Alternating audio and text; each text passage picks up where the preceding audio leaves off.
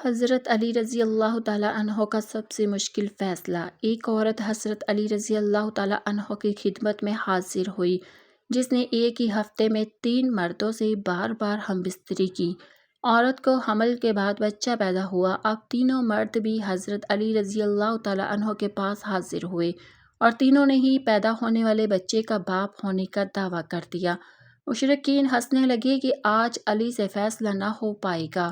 بسم اللہ الرحمن الرحیم۔ شیر خدا حضرت سیدنا علی مرتضیٰ رضی اللہ تعالیٰ عنہ کی ذہانت اور انصاف پر مبنی فیصلے پورے عرب میں مشہور تھے، اس لیے مسلمانوں کے علاوہ دیگر مذاہب کے لوگ بھی اپنے تزکیہ طلب مسائل کے حل کے لیے حضرت علی رضی اللہ تعالیٰ عنہ سے رجوع کیا کرتے تھے۔ آپ رضی اللہ تعالیٰ عنہ اپنے علم و فراست سے جب کوئی فیصلہ سناتے تو لوگ اس فیصلے کو دل سے قبول کر لیتے، کیونکہ آپ رضی اللہ تعالیٰ عنہ ہمیشہ عدل و انصاف کے تقاضوں کے مطابق فیصلے کرتے تھے۔ اس دور میں آپ رضی اللہ تعالیٰ عنہ نے علم ریاضی کے حوالے سے ایسے تاریخی فیصلے کیے کہ بڑے بڑے ریاضی دان ان فیصلوں پر حیرت کا اظہار کرتے تھے۔ ایک مرتبہ 3 آدمیوں میں 17 اونٹوں کی تقسیم پر جھگڑا ہو گیا۔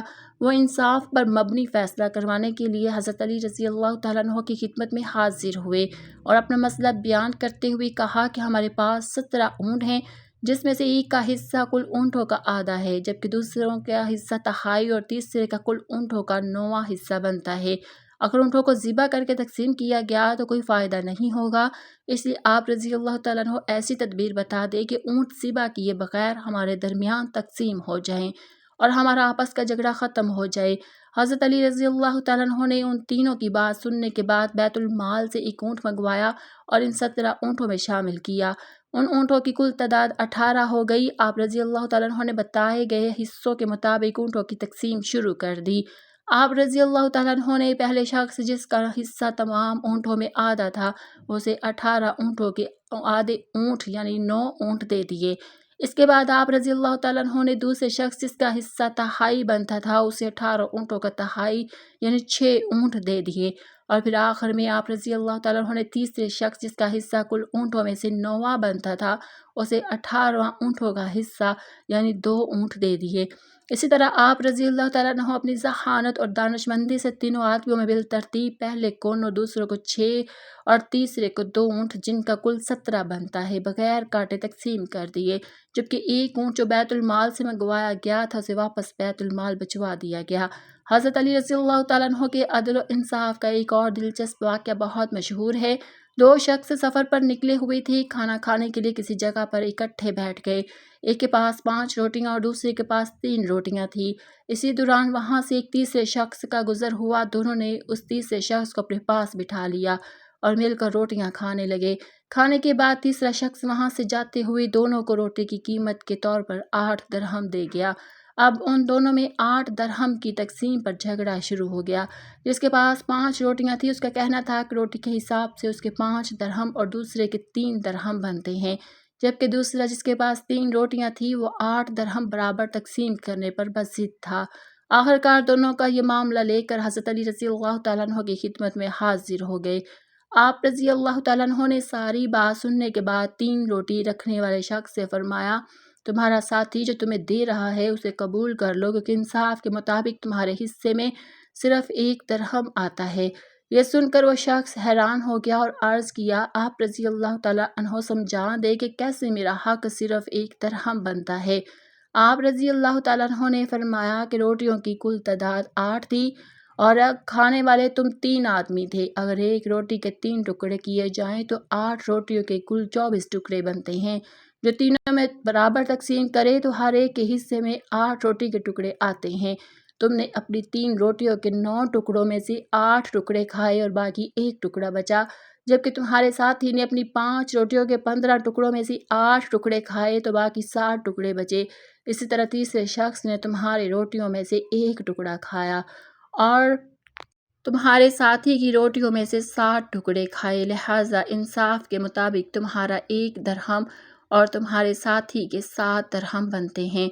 اس منصفانہ تقسیم پر دونوں متفق ہو گئے اور 5 روٹی والے نے 7 درہم اور 3 روٹی والے نے 1 درہم لے لیا۔ آپ کے بارے میں عام روایت ہے کہ آپ نے 13 سال کی عمر میں اسلام قبول کیا۔ حضرت علی رضی اللہ تعالیٰ عنہ کی امتیازی صفات اور خدمات کی بنا پر رسول کریم صلی اللہ علیہ وسلم ان کی بہت عزت کرتے تھے اور اپنے قول و فعال سے ان کی خوبیوں کو ظاہر کرتے تھے۔ ناظرین، حضرت علی رضی اللہ تعالیٰ عنہ کی شہادت کیسے ہوئی اور ان کا قاتل کون تھا؟ ایک مسلمان جو کلمہ پڑھتا تھا لیکن اس کے دل میں چوتھے خلیفہ کے لیے بغض بھرا ہوا تھا۔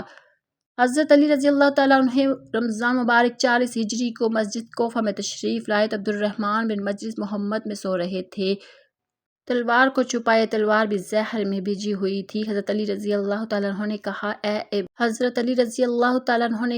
اے ابن ملجم، اٹھ جا، نماز کا وقت نکلا جا رہا ہے۔ نماز ادا کر وہ ملعون اٹھا۔ حضرت علی رضی اللہ تعالیٰ عنہ نے آخری سجدہ ادا کیا۔ یکایک ابن ملجم آگے بڑھا اور ایسا وار کیا سر مبارک پر کہ زہر میں بجھے ہوئے خنجر نے فوراً اپنا اثر دکھا دیا۔ روزہ میں روزہ دار کو ایسا زخم لگا کہ پھر اٹھ نہ سکے۔ مسجد کوفہ میں شور برپا ہو گیا، قیامت کا منظر تھا۔ تمام چاہنے والے نال و فریاد کرنے لگے، اپنے بابا کی ریش مبارک خون سے دیکھی اور گریہ کرنے لگے۔ اصحاب حضرت علی رضی اللہ تعالیٰ عنہ کو کاندھوں پر ڈال کر گھر لے گئے۔ گھر میں کوہرام برپا ہو گیا، بیٹیاں تڑپ گئی۔ باپ کی حالت دیکھ کر حکیم نے علاج شروع کیا مگر زہر اپنا کام کر چکا تھا۔ 2 روز تک حضرت علی رضی اللہ تعالیٰ عنہ بستر بیماری پر انتہائی کرب اور تکلیف کے ساتھ رہے۔ آخرکار زہر کا اثر جسم میں پھیل گیا اور 21 رمضان کو نماز صبح کے وقت آپ کی شہادت ہوئی۔ امیر المومنین حضرت علی رضی اللہ تعالیٰ عنہ کی زندگی کا آخری سال تھا کہ ایک دن آپ رضی اللہ تعالیٰ عنہ نماز ادا کرنے کے بعد ممبر پر بیٹھ کے اپنے خطبہ پڑھا اور لوگوں کو واعظ نصیحت کرنے لگے۔ پھر فرمایا، اے لوگو، دوسرے لوگوں کی طرح مجھے بھی اجل قریب اس دنیا سے رخصت ہونا ہے۔ بس مجھ سے وہ باتیں پوچھ لو جو تم نہیں جانتے تاکہ تمہاری معلومات پہ اضافہ ہو۔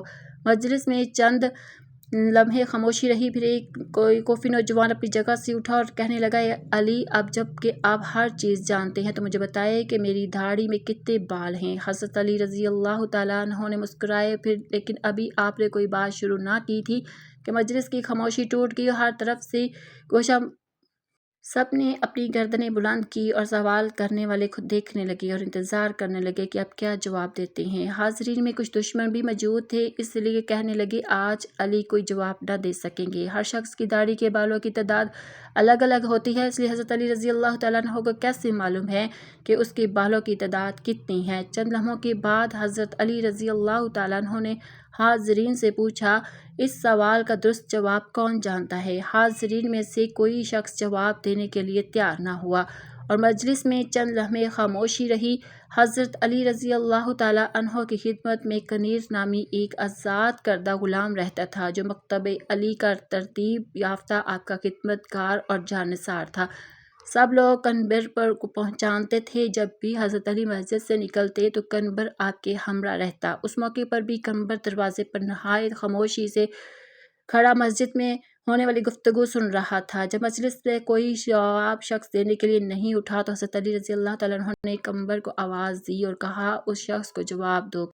کنبر نے سوال کرنے والے کوفی نوجوان سے کہا، اگر تم لوگوں کی بددعا نہیں ہو اور سچے ہو تو اس بات کی تصدیق کرو کہ اس سوال سے تمہارا مقصد کیا ہے۔ ایسا معلوم ہوتا ہے کہ تمہارا مقصد اپنے علم میں اضافہ نہیں ہے بلکہ تمہاری غفلت اور بدبختی نے اس بات پر آمادہ کیا ہے کہ مسلمانوں کے پیشوا سے عجیب و غریب سوالات پوچھو۔ یاد رکھو، حضرت علی رضی اللہ تعالیٰ عنہ کو وہ تمام باتیں معلوم ہیں جس میں تمہاری بھلائی ہے۔ میں تمہیں جواب دے سکتا ہوں لیکن اس قبل کہ تمہارے سوال کا جواب دوں تمہیں معلوم ہونا چاہیے کہ تمہاری داڑھی کے ہر بال میں ایک شیطان چھپا بیٹھا ہے جو تمہارے دل میں وسوسے ڈالتا ہے اور تمہیں راہ راست سے دور کر رہا ہے۔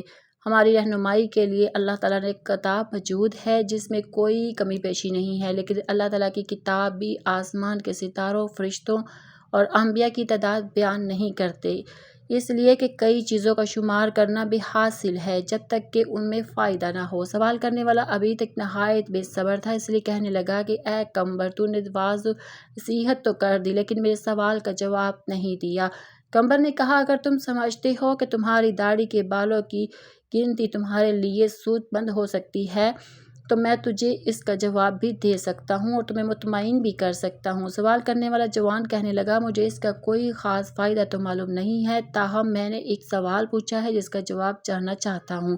قمر نے کہا مجھے بھی اس میں کوئی فائدہ نظر نہیں آتا، لیکن ایسے سوال کی حیثیت دوسروں کا وقت ضائع کرنے اور بچوں کے انکار کو گمراہ کرنے کے علاوہ کچھ نہیں ہے، لیکن ابھی تک اپنے سوال کا جواب مانگے